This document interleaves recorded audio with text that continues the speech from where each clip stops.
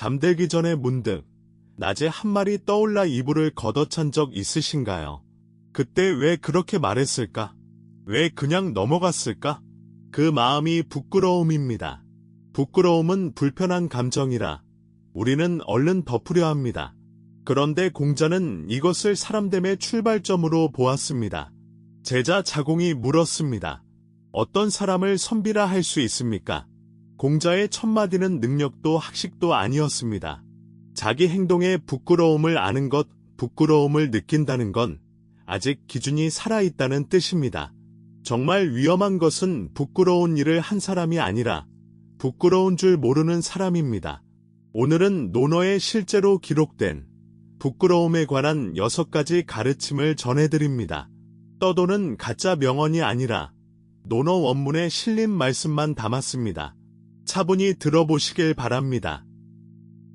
첫 번째, 선비의 조건을 묻는 물음에 대한 공자의 답입니다. 자기 행동에 부끄러움이 있어야 한다. 그리고 덧붙입니다. 사방의 사신으로 가서 임금의 명을 욕되게 하지 않는다면 선비라 할 만하다. 능력은 두 번째였고, 첫째는 부끄러움이었습니다. 부끄러움을 안다는 것은 내 안에 기준이 있다는 뜻입니다. 남이 보든 안 보든 지키는 선이 있다는 것입니다. 그 기준이 없으면 들키지만 않으면 된다는 마음이 됩니다. 그리고 그런 사람에게는 아무도 중요한 일을 맡기지 않습니다. 반대로 부끄러움을 아는 사람은 시키지 않아도 알아서 지킵니다. 그래서 믿고 맡길 수 있습니다. 그 감정을 부끄러워할 필요는 없습니다. 오히려 지켜야 할 감각입니다. 그래서 첫 번째 가르침, 부끄러움을 아는 것이 사람됨의 시작입니다. 두 번째, 공자가 어떤 사람을 칭찬하며 한 말입니다. 제자 자공이 물었습니다. 공문전은 왜 문이라는 시호를 받았습니까? 공자가 답했습니다. 영민하면서도 배우기를 좋아하고 아랫사람에게 묻기를 부끄러워하지 않았다. 불취하문. 여기서 나온 말입니다. 이 말이 흥미로운 이유가 있습니다. 앞에서는 부끄러움을 가지라 하고 여기서는 부끄러워하지 말라고 합니다. 모순처럼 보이지만 대상이 다릅니다. 부끄러워해야 할 것은 내 행동이고 부끄러워하지 말아야 할 것은 모른다는 사실입니다. 우리는 자주 이것을 반대로 합니다. 잘못은 덮으면서 모르는 것은 아는 척합니다. 나이가 들수록 묻는 일이 더 어려워집니다. 그러나 묻지 않으면 그 자리에서 멈춥니다. 그래서 두 번째 가르침, 모르는 것을 부끄러워하지 마세요. 세 번째, 공자는 엉뚱한 것을 부끄러워하는 태도를 지적합니다. 도의 뜻을 두고서도 나쁜 옷과 거친 음식을 부끄러워한다면 함께 이야기할 만하지 않다. 말이 다소 엄하지만 뜻은 분명합니다.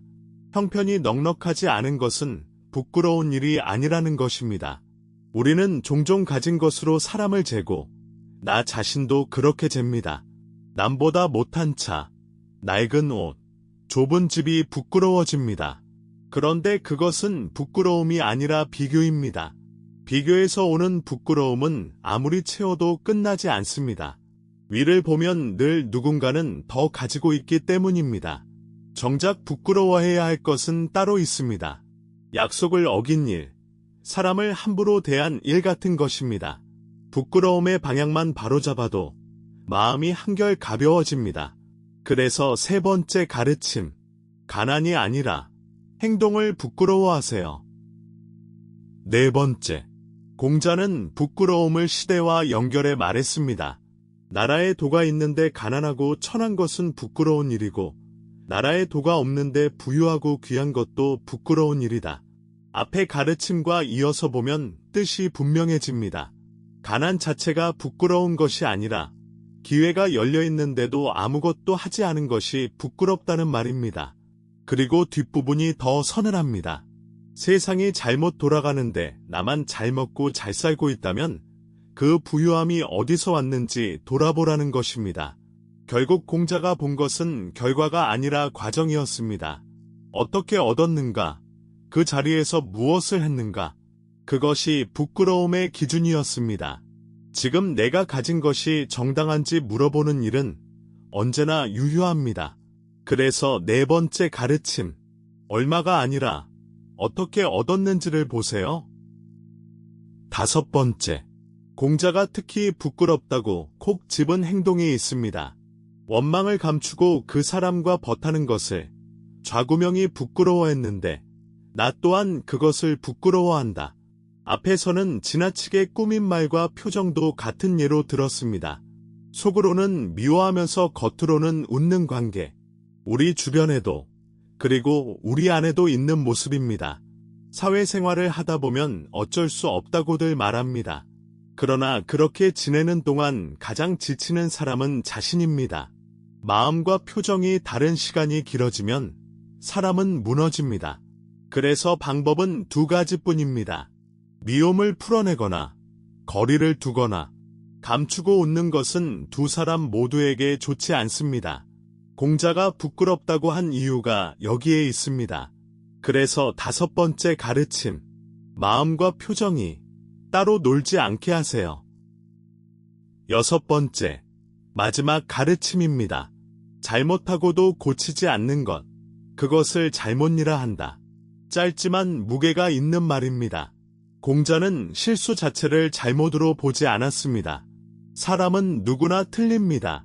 다만 알고도 그대로 두는 것을 잘못이라 했습니다. 부끄러움은 여기서 쓸모가 생깁니다. 느끼기만 하고 끝나면 그저 괴로운 감정입니다. 고치는 데까지 가야 비로소 의미가 됩니다. 그리고 고치는 데는 거창한 결심이 필요하지 않습니다.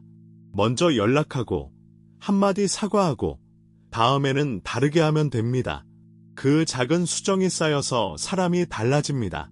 이불을 걷어차는 밤이 헛되지 않으려면 하나만 고치면 됩니다. 그래서 마지막 가르침. 부끄러웠다면 하나만 고치세요.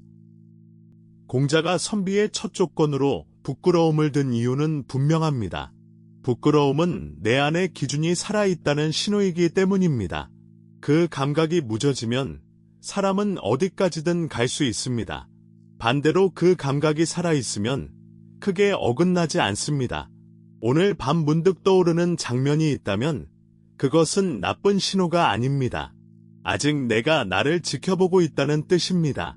다만 거기서 멈추지 말고 하나만 고치면 됩니다. 그것이 공자가 말한 부끄러움의 쓸모입니다. 오늘의 6가지 가르침을 정리합니다. 하나, 부끄러움을 아는 것이 사람됨의 시작입니다. 둘, 모르는 것을 부끄러워하지 마세요.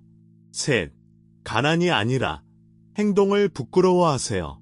넷, 얼마가 아니라 어떻게 얻었는지를 보세요. 다섯, 마음과 표정이 따로 놀지 않게 하세요. 여섯, 부끄러웠다면 하나만 고치세요. 공자는 부끄러움을 없애라고 하지 않았습니다. 제대로 부끄러워하라고 했습니다. 오늘 하루 마음에 걸리는 일 하나를 고쳐보시길 바랍니다. 이 이야기가 마음에 닿으셨다면 구독과 좋아요로 다음 고전 이야기와 함께 해주세요. 고맙습니다.